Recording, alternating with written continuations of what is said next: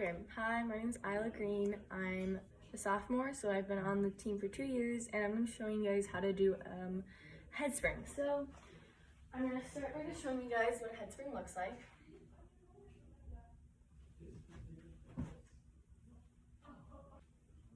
Two things to keep in mind. Maybe not wear socks when you're trying to do a head flip. I know I'm being a bad influence, but you could slip if you're wearing socks, so just maybe don't. Okay, so I'd recommend personally trying or attempting your headspring on carpet first so you don't injure yourself, or maybe grass. Just something softer just in case you fall, because it happens to the best of us. So before attempting a headspring, you should try a L stand. So basically what an L stand is, I'll just show you guys one first.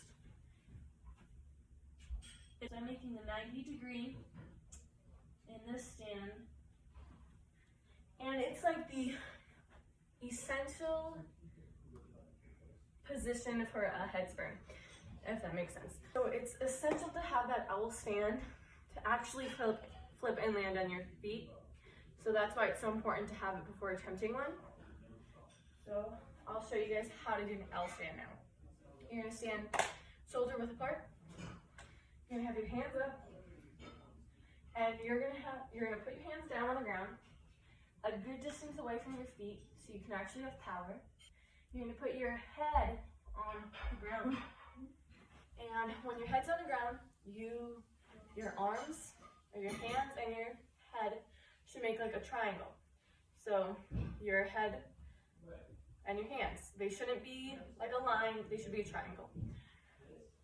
That's really, really important for safety and stability. So my hands are on the ground, a good distance away from my feet. My head's in a triangle position with my hands, and I'm going to push off my feet into this L stand. And it's going to take some core strength and just some balance overall.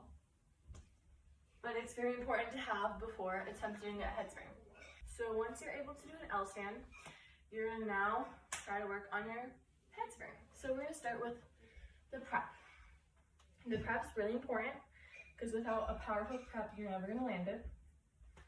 So you're gonna again start shoulder width apart, hands up. This time, you're putting your hands on the ground, good distance apart, but instead of just putting your head down on the ground, you're basically putting your head on the ground and replacing your head. You're replacing your feet with your head. So the second my head goes on the ground, I'm pushing off my feet. So they're not really on at the same time, if that makes sense. Your head and your feet should never be on the ground at the same time, never throughout the trick. That will be a really helpful tip, by the way. So my hands are up, good distance apart from my feet. My head's replacing my feet, and I'm doing a powerful prep into this L. And this is gonna be, when you hit your L, you're ready to flip. And you should hit your L like that, and you should just flip like that. So it's a really fast skill, even though I'm going through it very slowly. So once you're in this L, you're gonna use your feet to whip over and land on your feet. So your legs should whip you over, and your hands should power you through to land it. So I'm pushing off my hands. So I'm using my hands to push off my head and land on my feet. And this L stand is gonna help you get more momentum and land on your feet. So push off and flip, like that. So it's very common to, like, when you're first starting to do your head flip, to land like this. Like that's just, it's not easy to land the first few times.